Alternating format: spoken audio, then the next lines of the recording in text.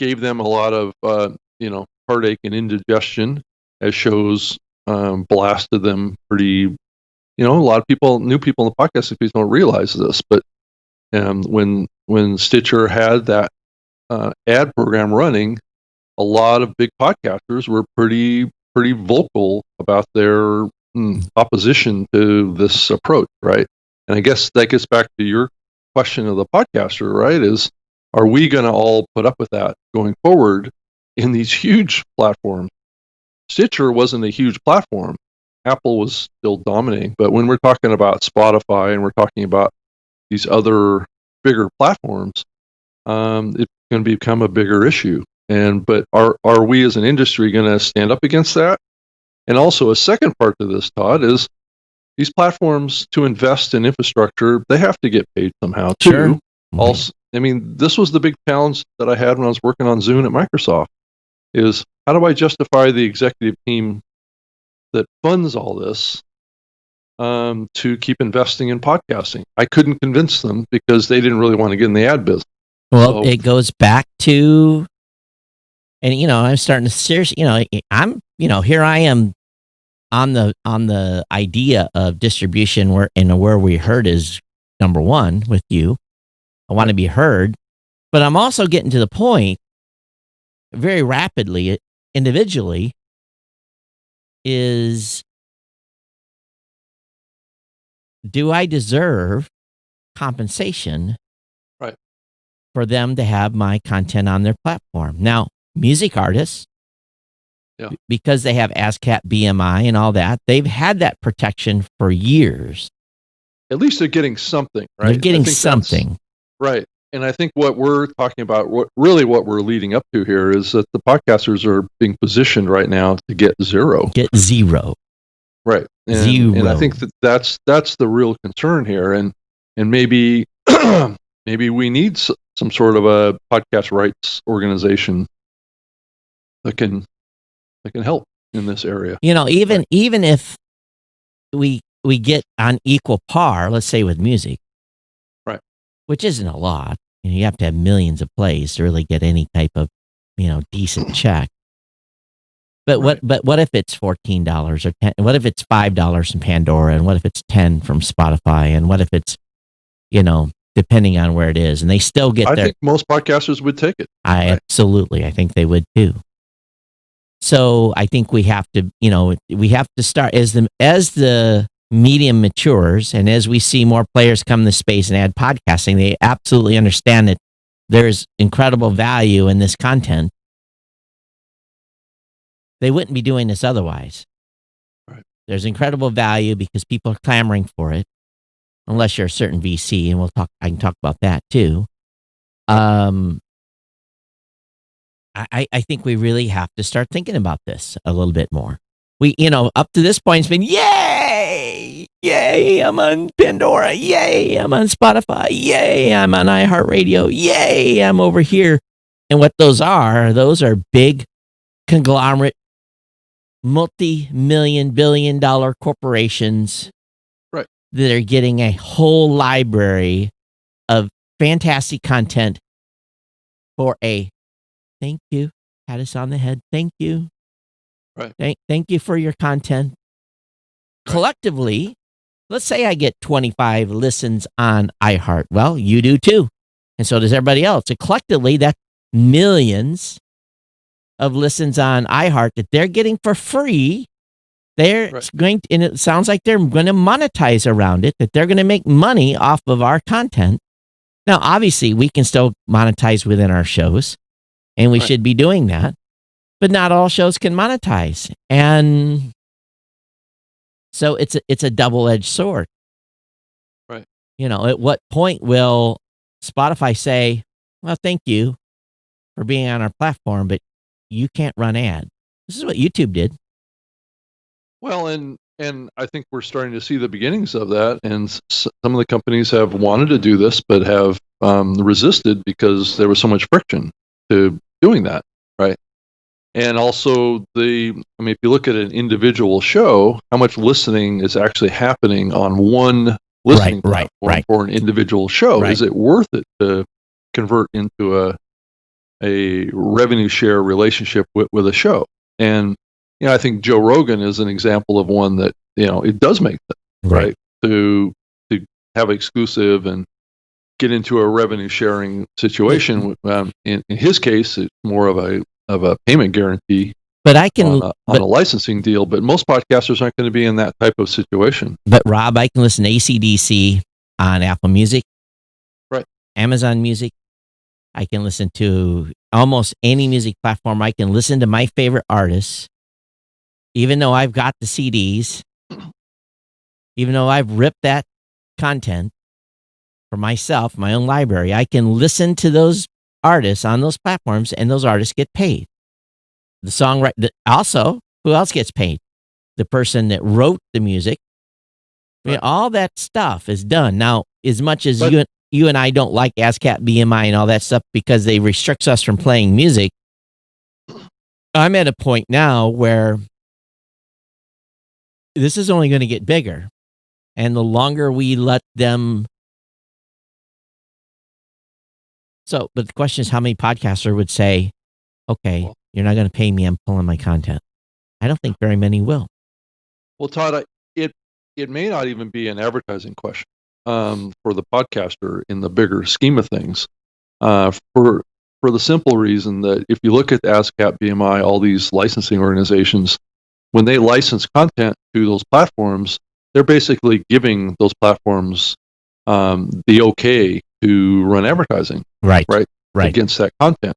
So, the same situation could happen to podcasting too. I do know that some of these platforms want to be able to get ad-free versions of the content, right? So they can run ads against the show and get into a revenue share type relationship. But maybe that's not the model that's going to work for the broader space. Maybe the model is licensing and then payments based on playback and then those platforms are free to monetize with advertising, right, around your show. Now, do we want that? I don't know that we do. Well, right? But I'm just saying that's one model that this could convert to. They're going to do that anyway. They're just getting us. They're getting us conditioned. How the podcaster gets paid is based on content licensing, like what Rogan, but on a much smaller scale. But here's the deal: they're not going to do those deals. They're not. They don't have to. They're not going to do, because we're all sheep at this point. They're not going to do those deals with small podcasters. They're not. The small podcaster, small indie podcaster, they're just going to say, hey, thank you. And thank you for being on our platform. And we're giving you some exposure, which maybe that's enough. Maybe that's enough for that. For some podcasters, that's probably enough. I think the majority of them. But if we think about this, I'm thinking down the road 5 years. Right. What does this model look like? I mean, is it going to mirror music, or is it going to mirror something different, right? Is it going to mirror what we're doing right now? No, it's not. Right now, right now, no one's talking about it except for me and you, and everyone's going to get jacked. Right. And I mean, if a revenue share type of situation is the model that podcasters want, does that mean that we're in control or have some influence over what the ads are that run against our shows too? Well, is there going to be inside content ads, or is it only going to be pre and post roll? Which basically post roll is the same in a pre roll. It's the same as a pre roll, really, in these linear experiences. So it gets back to, I think podcasters are going to more likely not go down the music path and go down this advertising path, which the hosting platforms like Blueberry and Libsyn are going to get more and more pulled into ad-free distribution. I'm never doing ad-free distribution if an indie podcaster, that's up to the podcaster. If that podcaster wants to run, if he gets a deal with Spotify and wants ad-free content that goes to Spotify, great. That's his decision. I'm not ever going to negotiate a blanket deal that guarantees ad-free content. I can't. That's acidine. No, I agree with you, Todd. It's up to each of the podcasters to make that choice, right? Right. It's not a host platform decision of whether or not to provide an ad-free version of a show. Right. But it is going to put pressure on the hosting platforms, and Libsyn is already facing this, of putting together a separate RSS feed that would have links to episodes that have had the ads stripped out, right? Yeah. And especially if you're using dynamic ad insertion, you just turn off the insertion, right? But if you're doing baked in, that's a whole nother Yeah. question, right? Yeah. You have to get the actual content creator to create a separate version of the show to distribute to you that doesn't have baked in ads. Or the other way of doing it is the platform that you're distributing to accepts the baked in ad, right? And then does dynamic around it on each of their platforms. So that's another model that could work, which is a little bit more like radio. So if you think about national ads versus local ads, right? Same kind of concept. So there's 5 or 6 models here. I don't care about the models. Right. That's going to shake itself out. Right. But and a lot of people were thinking about this harder.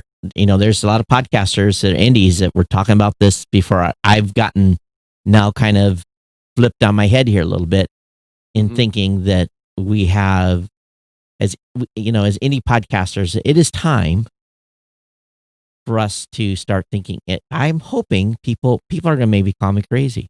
I think as indie podcasters, it's time for us to start understanding the absolute value of our content. So, and I frame this. I'll go back 10 years when I was at NAB. Right. And people were coming up, and it was mostly hotels and airlines, and other folks were looking for content to put into their OTT, over-the-top television, Roku, different channels, looking to put content. They were desperate for content. Right. And I said, listen, I don't have to do a content deal with you. I said, there's availability of these shows are being distribution via RSS. All you got to do is build a platform. You can have all the podcast content you want. Right. And a lot of people did that.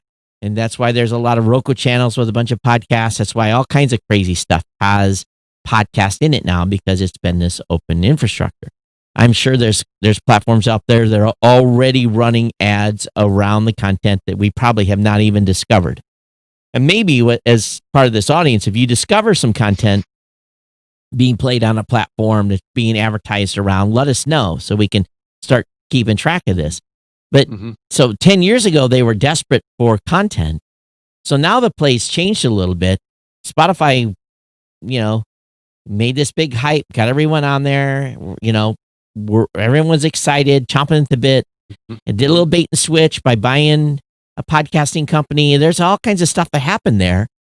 And as we watch the incremental things they're introducing, it's very clear what they're marching to. This should not come as a surprise to podcasters. So again, maybe we are at a point where podcasters need to start thinking about the value of their content. And even if you're not getting paid, not if you don't even have an advertiser in your show, is the exposure on Spotify enough value for you and your audience to allow them to run advertising around your content? Are you okay with that? And well, Todd, there's an element too. More and more companies are making branded podcasts, right? That are shows around a company brand.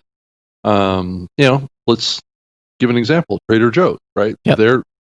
They're doing the podcast that kind of it's not an overt commercial, but it's more of a branding commercial for their brand, right? It's been about using their products and the culture behind Trader Joe's and their philosophy around their products, right? And so is it okay for Trader Joe's to be on these platforms and have no control over the kind of ads that run around their shows too? So right. There is another element of this that it's and this is a very complicated subject, and I just wonder how much say we're going to have as an industry in what happens here, and is it going to be fair?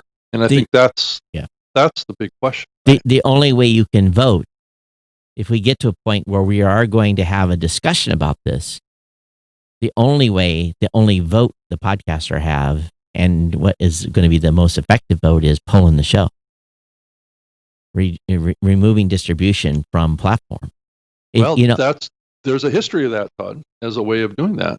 So if 25,000 shows all of a sudden get upset and negotiation isn't going right, and they say, okay, fine, pull me off Spotify or whatever platform, that would probably get their attention a little bit.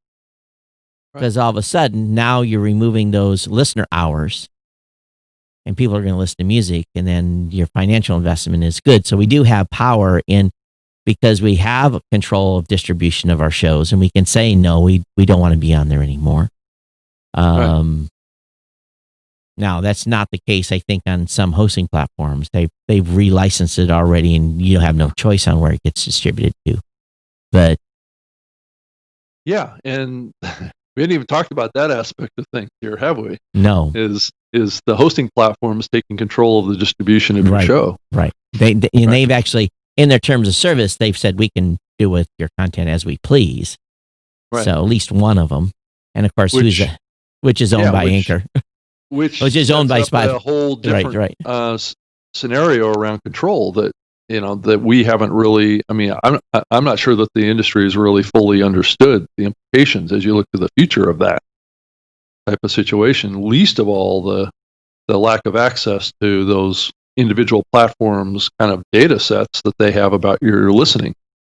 If those platforms had APIs that went back to the hosting platform that could be added to the metric pages, then maybe it wouldn't be such a bad thing. But I still think that the podcaster needs to have the ability and at least to control where their show is distributed, right?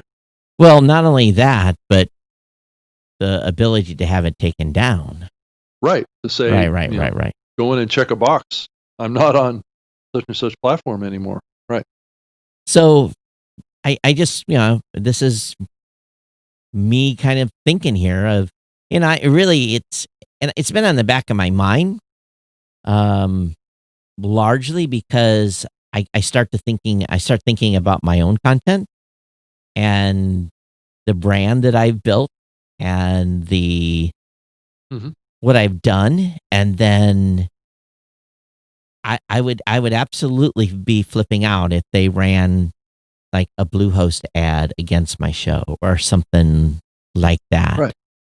So, especially if you have a baked in. Yeah. If I have a baked in sponsorship. Right. Or, so that very well could happen because I've had major companies like Bluehost or Dreamweaver or, major companies come to me and say, hey, we want to advertise on your show. And I'm like, well, you can't because it's a competing product.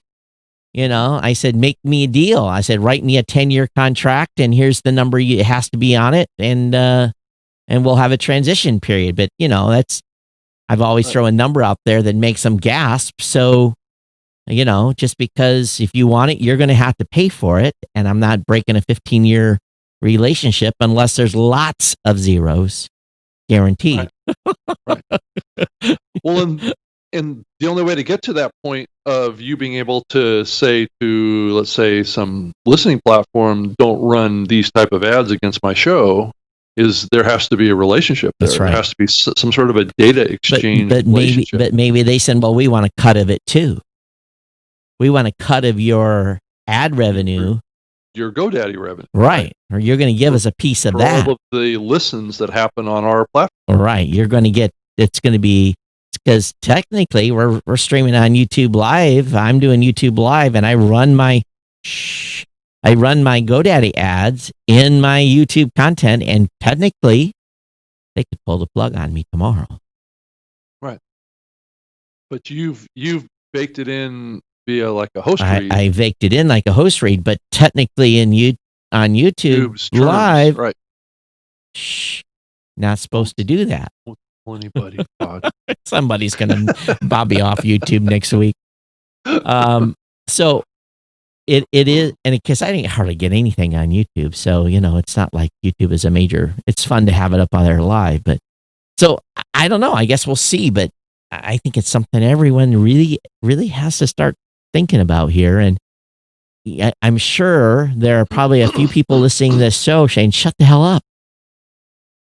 Don't Well, talk there's- about this. I mean, Todd, if you back and look at the big picture, we're probably 12 to 16 months away from having ubiquity in podcast distribution. Oh, absolutely. And there's some big platforms that are coming that There'll be nobody. There's going to be none left. Right. Right. Because all of them will have added podcasting. Right. And I'm talking about on a global scale. Right. Not just in the US. I mean, Yeah. I think we're pretty much at saturation point right now, just in the US. But they're on a global scale, it's going to be saturation within 16 months, is my guess. Right. Yeah. Everybody that can and should will. Right. Yeah. Right. And for a lot of, I mean, if you think about all the streaming music platforms on the globe are going to have podcasts. I mean, it's just it's going to happen. Yeah. So once that happens, and then a few others that are not music streaming platforms that are going to be doing it as well. Once they launch, then we're at a point where we have to start thinking about other things. Yeah. Right. Yeah. And I think to keep distribution growing, people are going to start thinking outside of the box. And I think that there's two directions that's going to go. Well, I think one of them, and I'm starting to see some clues of this, is podcasts being included in apps, more what I call kind of vertical apps, which would be vertical topic apps. You've seen a little bit of this in the past, but I think we're going to start seeing podcasts get integrated in with other forms of content more and more. Well, you're going to see, what you're going to see is a news story. Right. And then they will have cherry picked a podcast episode to supplement a news story. And guess what? You're not getting paid for that. They're using your content to supplement their news feed. Right. Or it's just going to be included in a written content app or a video content app around a certain genre of topic. Right. So, I think you've seen a little bit of this in the sports genre already. But I think it's going to even, I'm seeing some clues of this that have been popping up for a while now. Nobody's really done a terrific job of it yet, but people are kicking the tires on this concept. And I think that's the next big step, is going to be grouping based on topics. And I think as these companies pull genres or pull transcripts, it's going to be much easier for them to get into the context of the content and map those to other topic verticals. And so that may be where you see things moving forward in the future. So it really does, though, go back to making sure that in your podcast and all the content you create, that you're doing station identification. Right. And you do that. It may come back to that, Todd. I agree. And not only, I do so somebody, what the hell is he meaning? Station identification. It's a radio thing. You're listening to Hit 100 over WQLI and and they do that 4 or 5 times an hour. Well, and it may be, Todd, that needs to be done at any kind of segment transitions, right? Of topics. And it may be, I don't think we're there yet, but I think it's coming, where that may be needed. Right. And basically what you're doing is you're protecting your brand. Right. You're protecting where this content came from. You're protecting, because when they start pulling these segments, they can use 6. You will never know that they've used 60 seconds of your content. There'll be no link back to your website. Attribution will likely not exist. Maybe if you're lucky. Right. One example of this that happened in the past was done by National Public Radio. I don't know if you remember this, Todd, but they used to create podcast feeds that basically those episodes were basically compilations of segments that were done in their news broadcasts that were grouped by genre, by topic, right? So they would create like a podcast that was about climate change, right? And they would basically map all of the news stories into one episode once a week, about all of the climate change news stories that they did on National Public Radio, and that was its own separate podcast. Right. So you could see something similar being done at all the platforms that are taking transcriptions right now, like Spotify, Google, Apple, all those, and potentially, I'm not saying that they're going to create podcasts about your podcast, but they may make it available somehow to be mapped to content offerings that they have on their platform. But that there is a history of these kinds of things that could happen, and who knows? Maybe Spotify is willing to create their own selection of podcasts that group topics based on the content that's offered off of freely available podcasts.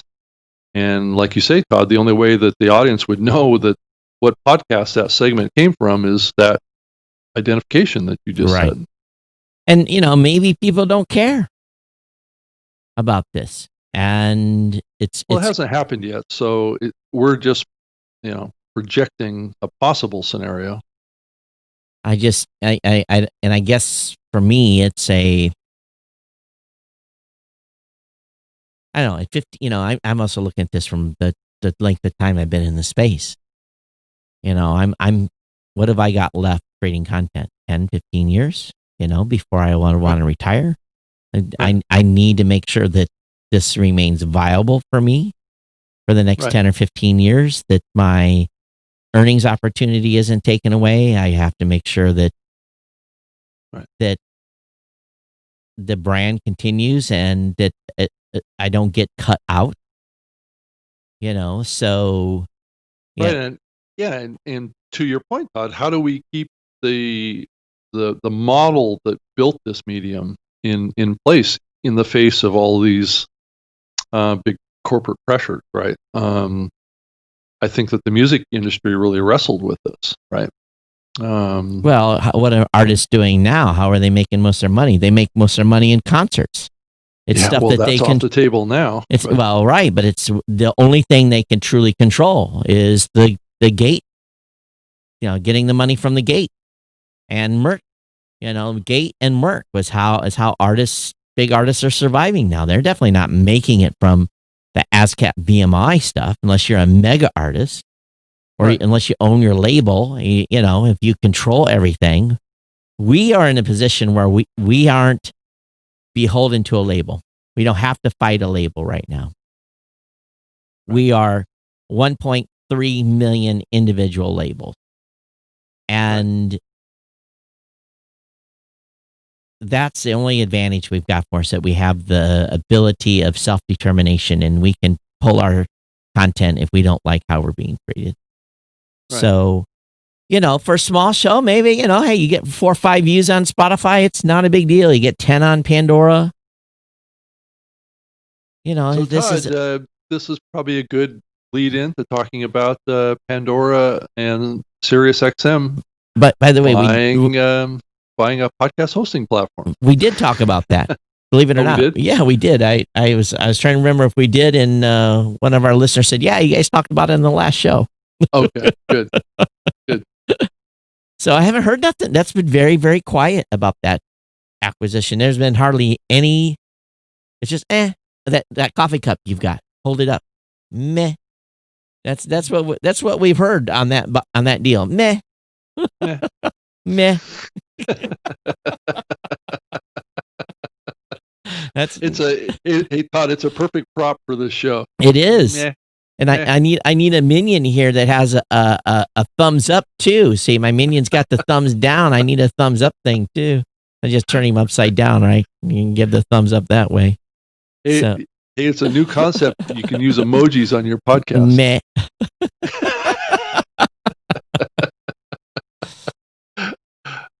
So Kyle said, so what is the FCC version for podcasting? Something to look forward to.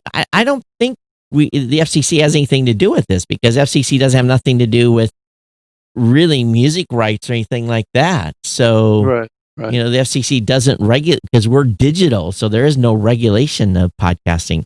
What we're really talking about here is the rights of your content and your value of your content, and the value of, someone making money off your show without you And you're getting not. without you getting a dime. You know, Right. you It's know, the control of your show and your ability to Right. make revenue from it. I think is really at stake here. and a lot of people, the number one thing is just exposure. That's all they want. That's good. They're going to be happy with that for the Yeah. lifetime. But Yeah. your show starts growing, the perspective changes. It's kind of funny how that works. You know, Well, I mean, it's almost like, you put in all this time and effort and energy and stuff, and sometimes it's time to get rewarded, right? Right. For all your work. Yeah. Well, Right. you know, if your show's running, 800, 900,000, 2,000 listeners per episode, and all of a sudden it starts going up, you're at 10, 15, 20, or 25,000 listeners per episode or downloads per episode, then all of a sudden your perspective changes because Right. those are numbers that you can make real money on. And if someone says, "Oh, I love that guy's content," some executive at some platform, normally in the music business, they would license your content and you would get paid to have that Right. content distributed. What we've done is said, "Here it is, it's free. Let me throw you $1,000 bill. Here you go. It's free. It's free to be on your platform. You've just gained 800 new paying subscribers, and you're running advertising around me. Thank you so very much for." So again, you don't see the radio guys. You don't see the, and I know people hate these conservative talk shows. A lot of people do. You have the Rush Limbaughs, the Hannitys, the Laura Ingrams, the big talkers on radio. Mhm. They get paid for distribution. Right. Now, those stations get to run ads in between there, and they get to run their own ads in their content too, but they don't. Like when you were doing syndication, Rob, you weren't big enough. You had to pay for syndication. Yeah. On radio. But these big guys, they don't pay for syndication. They get paid for They get paid for having their show Right. on 700 stations nationwide. Well, it's this whole thing around local station advertising and national ads, right? Right. So Right. that's the balance in radio that makes the whole world work. And in some ways, I think maybe that's not a bad model for podcasts. But it's not what we have today. No, it isn't. Oh, But no. No, it's not. And I think, it may be time for us to think about that a little bit more. Instead of nationwide having 25 big talk shows, we literally have thousands of big talk shows. Right. Or dramas or true crime or whatever right, it is, right? So when I talk big podcast shows, it's, right. So, and each of them have segmented audiences and different value. And so I want to have people be able to listen to my show wherever, but I'm also, again, I'm thinking now, okay, where does this go in the next 15 years? Because we're already seeing advertisers. Well, I can't monetize those 800 shows in this category. It's too hard for me to do that. Let me just go buy iHeart, Spotify, Pandora. I'll advertise around those 800 shows. I've got it. We're dealing with one person. They make the money. And guess what we get? Zero. Yeah, I mean, clearly the infrastructure is being built for that right now. And Absolutely. It's called programmatic ad buying. And That's it's been around online radio ad buying for years. So I think it's you're seeing it already on the Spreaker platform right now. I worked on that platform for years, and it's that is kind of the model, right? There's ads that are being bought through programmatic ad buying that are dynamically being inserted into podcasts. So maybe there is something to that. But I also think that there's going to be that technology is going to be used by these big platforms to insert ads into podcasts. And that's, you can see how that might work. But I also wonder, one thing that they can't control unless there's some sort of a contract relationship is the baked in side, right? So, because baked in is part of the content. Yeah. Now, granted, they can contract with as a requirement for admission into their catalog that your content can't have baked in ads, just like what YouTube has done, right? Yeah. To some degree. They have not typically done that yet, but that could be, I know that some of these platforms have been kicking the tires on that idea for a while Yeah, now. absolutely. So Yeah. the question is, are we just going to be sheep and roll And just over take it. and take it? Or Right. are we going to start talking about the rights of our content? Now, they're going to say, oh, you wanted to have your content over here. So now you want to get paid? They're going to push back. They're going to say, oh, it's incredulous that you wanted to be on our platform and now you want to get paid. Well, and there's another element to this too, Todd, that even if they do say, yeah, we'll pay you something, it's how much they're going to pay you. Right. And the history, what I've seen anyway, is it's it's a disfavorable relationship. Yeah, like pennies on the listen, if it's even It's a like penny. a 20/80 kind of thing, right? Right. Yeah. And that's not what the history of the medium has been. I mean, on the baked in ad read side, it's usually been 70 to the content creator and 30 to the ad seller. Yeah, I have these type of relationships. It flips it to the other way. I've had deals where I got because I was responsible for paying the media buyer. I end up with 15%. Media buyer got 15%, and the podcaster got 70%. And those buyer's commissions, I've ate that 15% to keep the commission at 70/30. And at 15%, sometimes it's not worth doing the deal, not worth doing the work, but more work and more aggravation and heartburn and blood pressure than, the 30% was worth the blood pressure. The 15% was not. Right. And in some ways, those type of deals that could be offered by these platforms is not going to be something that any podcaster is going to want to sign up for. Because the CPM is going to be $7, maybe $7 CPM. And it's a 30% split to the content creator or something like that. Yeah, there's not much money to be had.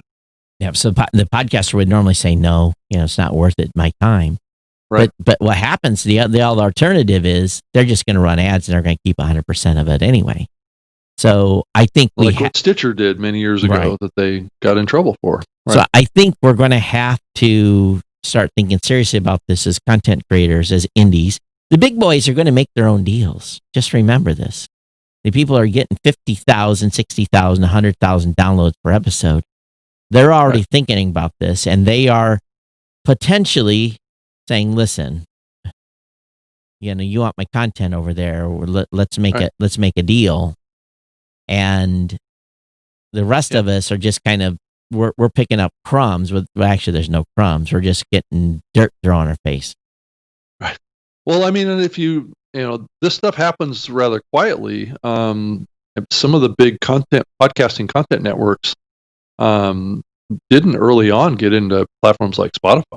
I mean, I think it was just in the last couple months that we've heard about a couple of the big networks, like a Podcast One or some of these platforms finally getting a deal done to get included. I mean, Norm at Podcast One at one point, wanted to pull his content out of Apple. A deal, because they understand the value of the content and understand the value of the bodies that they bring to that platform by bringing that content there. We've really, maybe we've really missed the boat here. We've done this the wrong way. But again, it's the excitement. Well, I'm not sure that the industry was sophisticated enough to think like this.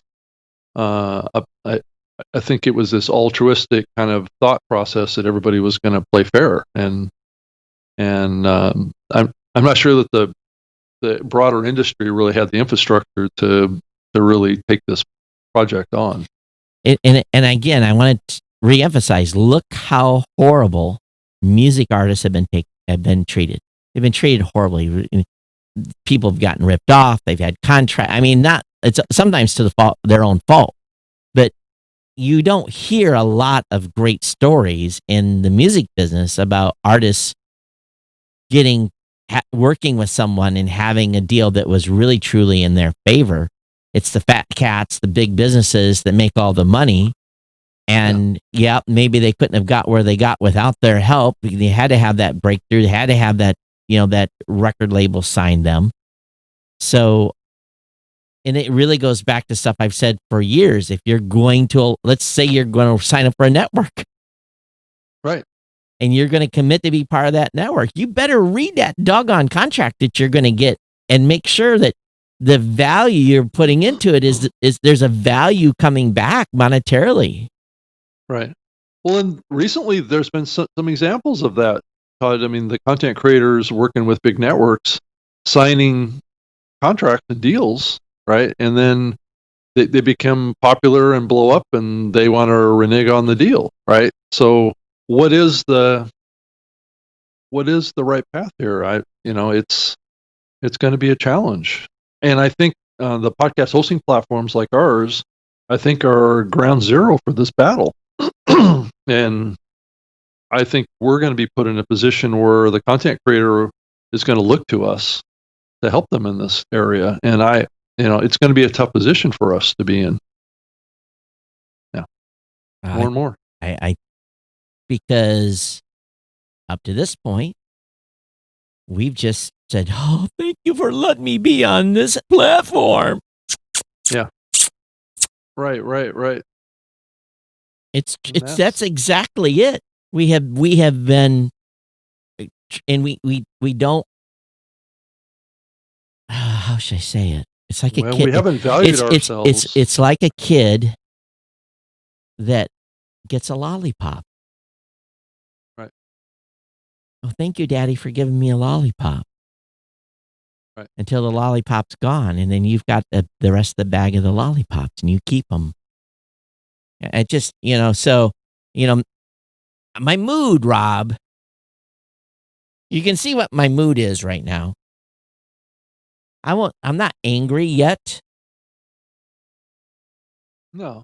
But I agree with you. I think we just need to be thinking about this stuff because it's still early. It's not like the entirely the ship has sailed on this, right?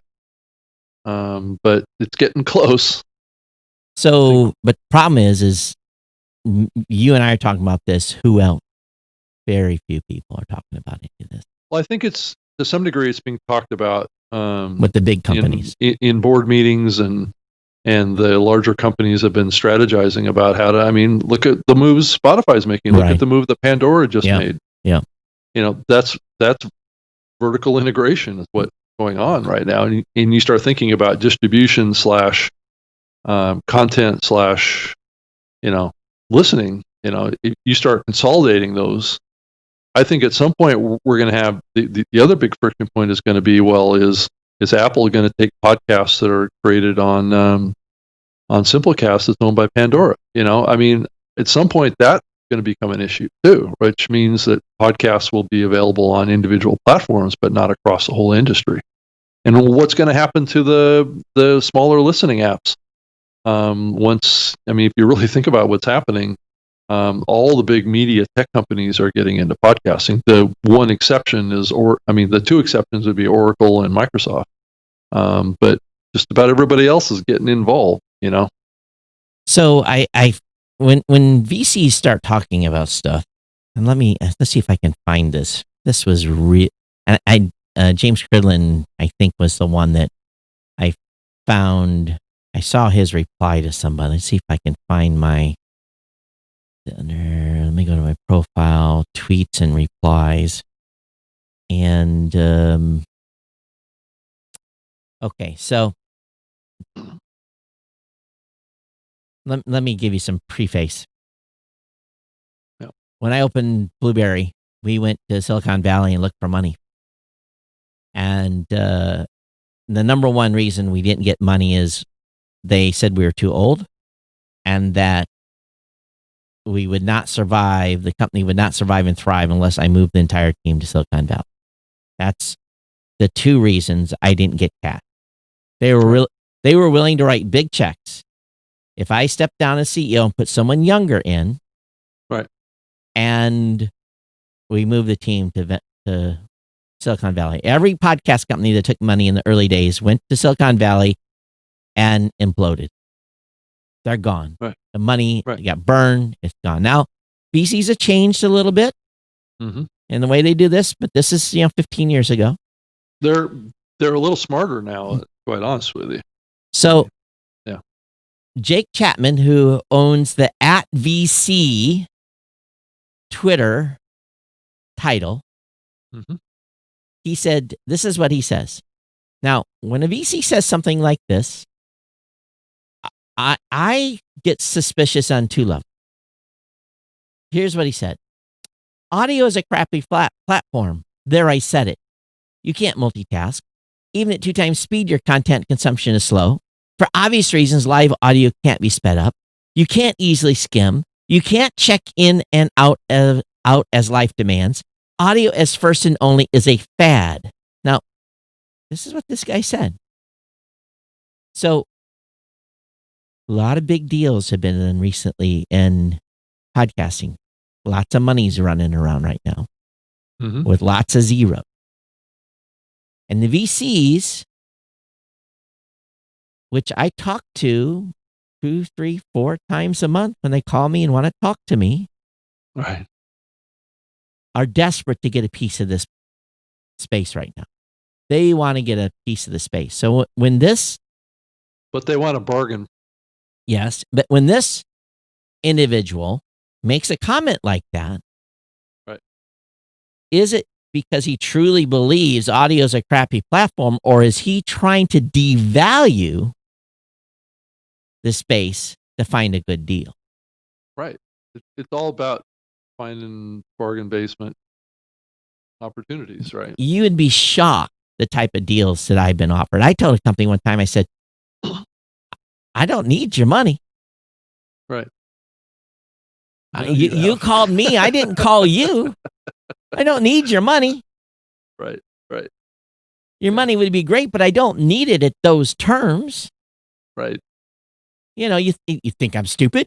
It's just, and as soon as they hear you've got an M&A attorney, then they, oh my God, you've got an M&A attorney. Yeah, I'm not stupid. So Right. anyway, my response was, LOL. People have been saying this for 16 years. Guess what? The podcast space is exploding. I'll tell you what I told VCs in 2004. Your vision is clouded by not being able to see the value of the content. Never took VC. Glad we didn't. That was my response to him. Right. And a lot of other people weighed in. He had 65 comments on his post. So when people are making comments like this, to me, it's like, I always try to take people at face value, but when they lay stuff out, and some of the stuff is not true, you can multitask while you're listening to podcasts. Oh yeah. You can listen at 2 speed. It's because he lives in a Twitter. Live is not podcast. No. So. And for obvious reasons, live audio can't be sped up. No, duh. Yeah. Duh. It's, come on. You can't easily skim. Can you easily skim YouTube videos? No. Right. You can check in and check out. Guess what? The content's going to be there. You hit stop. You go away for 2 weeks, you come back. It start again. I do that every day. Right. So when someone is, and this guy has, let me look how many people he has following him.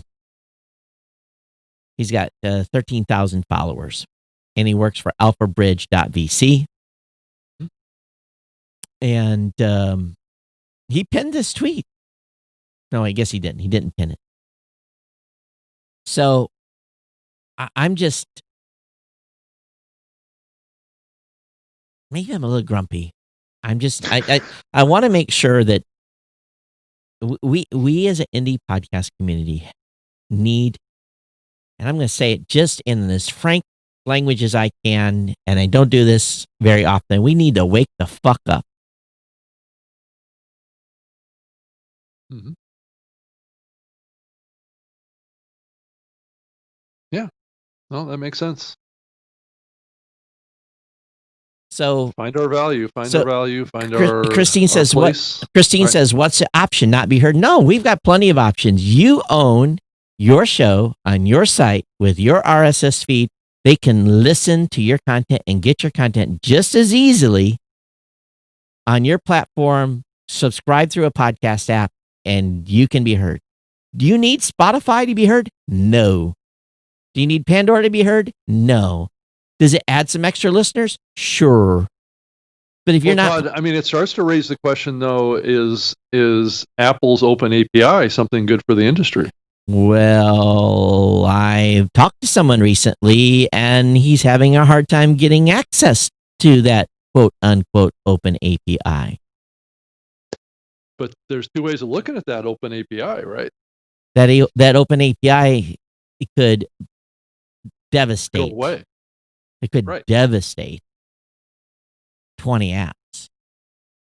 Right. And by the way, if they do that, Blueberry's got an API. We can get you back in business.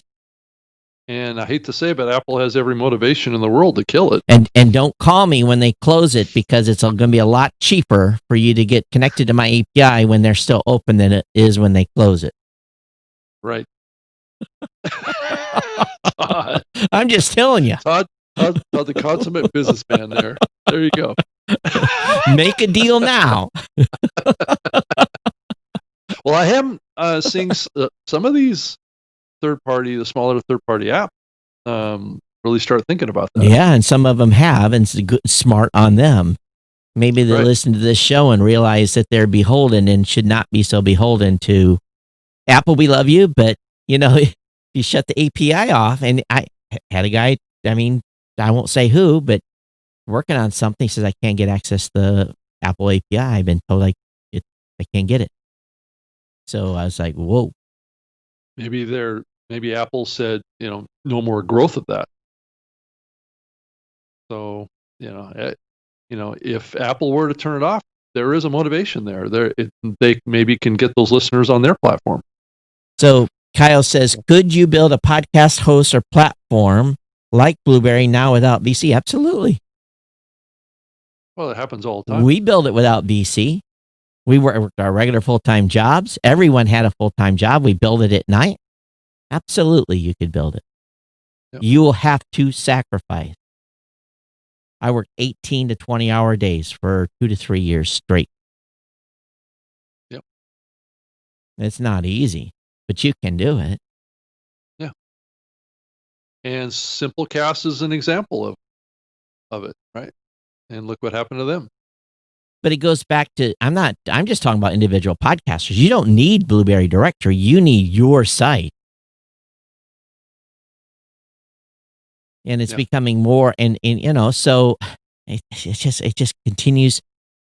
I know, Rob, you don't you'd like to hear it all the time, but why do we push people to newmediashow.com? Why do I push people to geeknewscentral.com? It's my content, my show. It's Moonbase Alpha. It's where you go to find the content. Right.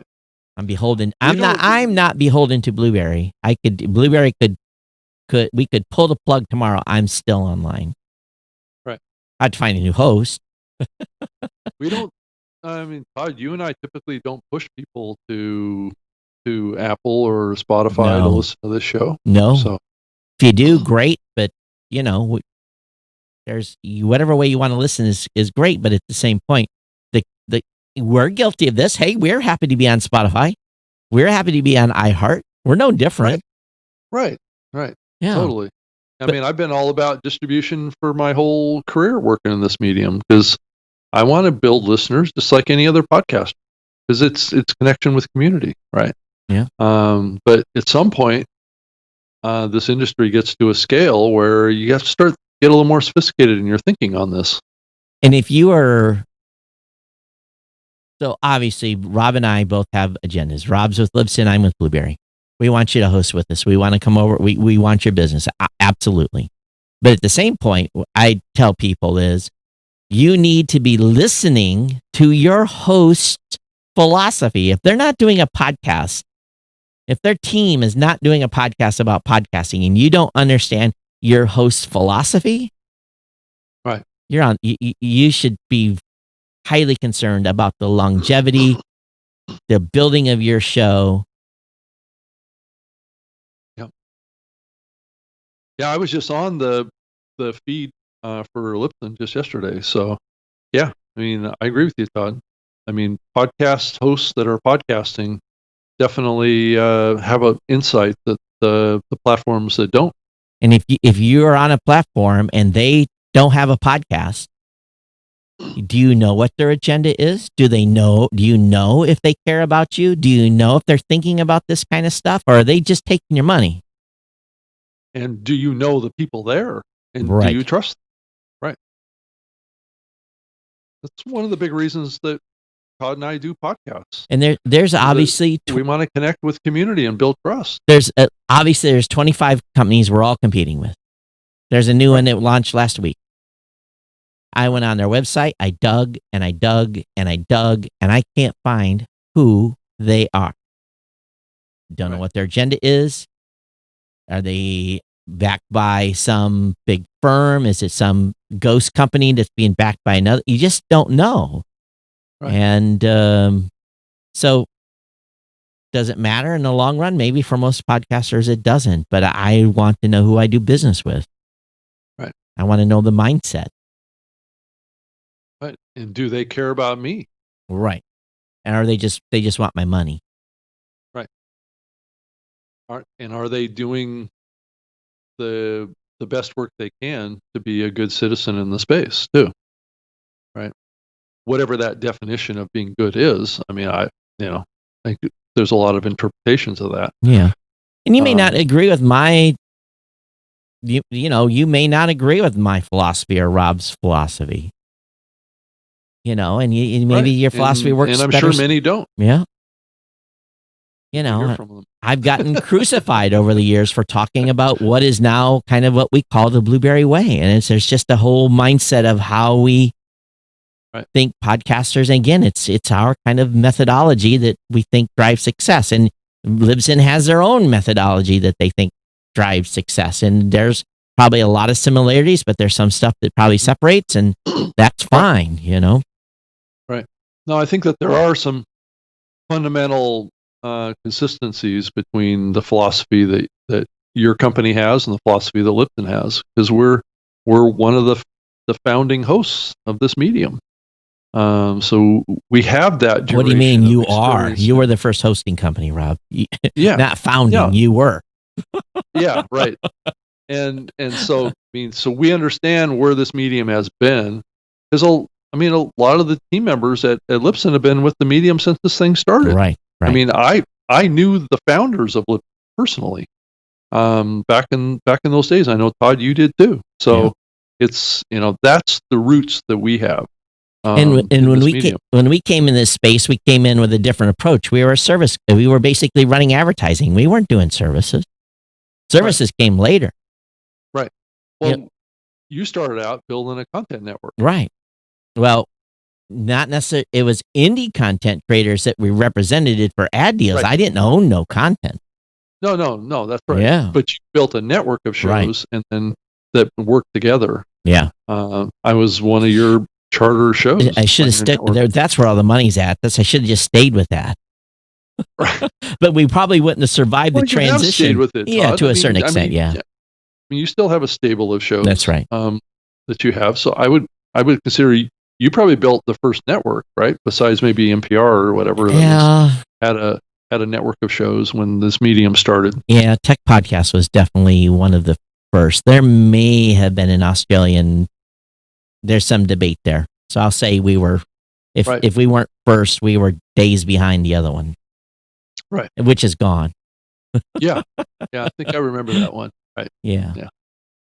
So I guess I can still claim it was first. They're not around to defend themselves. Right.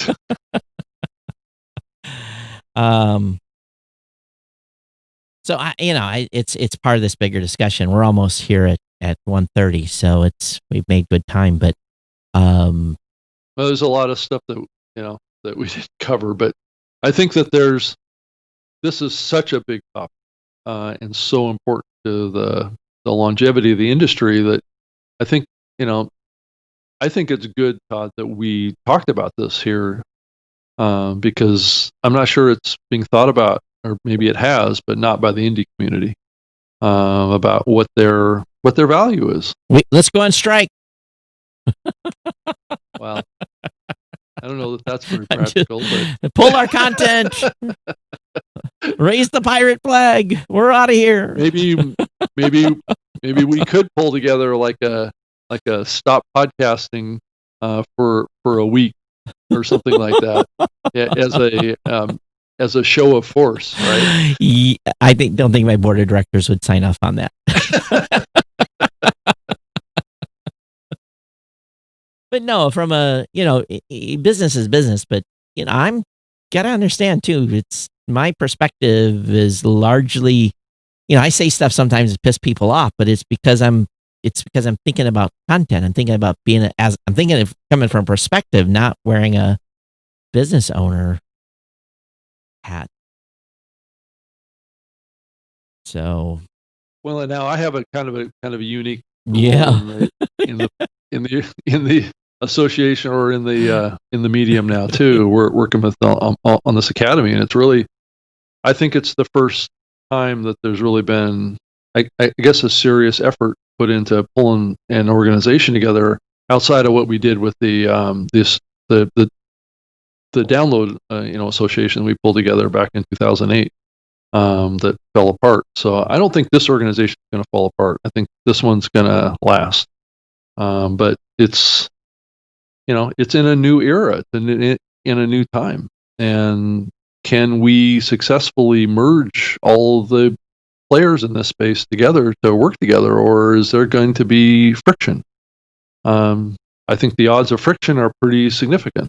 So here's the only advice I'm going to give you, Rob, and I've given this advice to anyone that's run an event, like the Podcast Movement folks, She Podcasts. I've talked to all these event organizers privately, and I've always said one thing. I'm going to support you as a business owner, but remember, I have an agenda. So I don't want to say that as like I'm going to come in there and have agenda. Right. But I'm going to have an agenda. Right. So everyone is going to have an agenda. And as long as you understand that going in, that everyone coming in has an agenda and you can navigate that, right, then you'll be successful. But don't think that people are going to join the association and not have an agenda. Everyone's going to have an agenda. Right. Well, and an agenda is basically a viewpoint, right? Or I want to make, or it's a culture, or it's a philosophy, or whatever it is. I mean, an agenda is a personal type goal that drives a person to do what they do, right? Individual agendas and business agendas are two different things. And right. The business agenda you'll always be looking out for your business in an association. You'll always be thinking, okay, is this good for the community? But what does this mean for my business, and vice versa? Right. So that's where, and believe it, if you could leave the business side, if you could just walk in and have that at the pause when you walked into a group, groups will operate much better, but it's impossible. It's not. That's well, and I do believe that that's one of the benefits of this, the Podcast Academy being a members-driven organization, not a corporate-driven organization. Right. How that might play out is better than having corporate membership versus individual membership. Hopefully, those corporate agendas, get a little bit more left at the door on the way in. And hopefully it becomes truly about excellence in podcast and how excellence can drive audience. And I think as one of the overriding things that this industry needs is audience, right? I mean, that's what fuels the engine of everything at the end of the day, right? Yep. Is audience, right? So if we can bring attention to content at all levels, then that's going to make a win for everyone. And that's kind of my overriding goal of being on the board of governors, is how do we create an environment that fosters growth that benefits everyone. Sure, we can all have different agendas, but how can we grow this medium in a positive way? There's going to be bumps in the road. Yeah. I mean, there's no question. There always has been, and there always will be. It's just how can we positively move it forward in a way that creates balance in the industry, and that's a huge challenge, I think. It's huge. Yeah, it is. So anyway, we're close to the end here. If you want to join me at 2:00, I'm gonna. And as a matter of fact, there's a conference going on right now over at Indie PodCon. Yeah, I did that conference a couple weeks ago. So they're doing a monetization conference this weekend or today, and I'm going to be talking about how I have held GoDaddy as a sponsor for 15 years. Great. And definitely go check that out. There's a lot to learn about that. Yeah, so it's indiepodcon.com/virtual. The stuff's going on right now as I type this. Right. And there's sessions going on. But I believe I start at 2:07 p.m. and have 30 minutes or so to chit chat. But okay. Hey Todd, did you want to make any comments about the top 10 most powerful podcasters survey? Sure, go ahead and nominate me. But here's the thing. Full disclosure, that is run by the parent organization that owns that company, which is iHeart. Right. So we will see how this top 10 powerful list. Last year they made their own guy number one. Right. So we'll see which wasn't exactly probably the smartest move on their part. No. So we could try a social experiment. We could probably from this show take some indie podcaster and all nominate him, put in like 800 nominations or 1,000. Yeah. And see if it shows. And see if it shows up. See if that individual's even considered. Because I'm sure they put that out. They've got their list made. I'm sure already. They're probably listening to the show and probably pissed off. But yeah. So I have asked people to nominate me. So we'll see if it works out. And I'm probably not the top 10. One of the top 10 most powerful people in podcasts. Rob, you're probably closer to that right now. James Cridlin he's pretty critical of it. Yeah, for sure. Yes. So anyway. So is there anything else that you wanted to mention before we jump off? There's a lot going on. We didn't talk about anything in the news. I kind of had my agenda for the show today and drove it here. But we'll be. Are you gonna be available Wednesday? Can we do Wednesday again? Or yeah. All right. So we'll be back Wednesday and maybe cover some of this other stuff. But if you got comments on today's show, send them to Todd@blueberry.com and Rob, what's your address? RobG@Libsyn.com, or you can just post the question or comment on my Twitter feed too. So that's just @Rob Greenlee with 2 E's. That'd be good too. You have anything else, Rob, before we bounce out? I think that's the big thing. I mean, I think the topics we talked about today are as big as any topic that we've ever talked about on this show. Yeah. I think as you look to the future of the medium. Yeah. So go over to thepodcastacademy.com, get registered, make Rob your reference person, and that way you'll get your expedited membership approval. And get it done when it's half off. Get her done, but make sure you spend your first $25 over at the Podcast Awards. Get registered there. Nominations open on July 1st. And good luck to everyone as they go into the nomination period. So, all right, everybody. We'll see you next time here on the New Media Show. Take care. Okay, bye.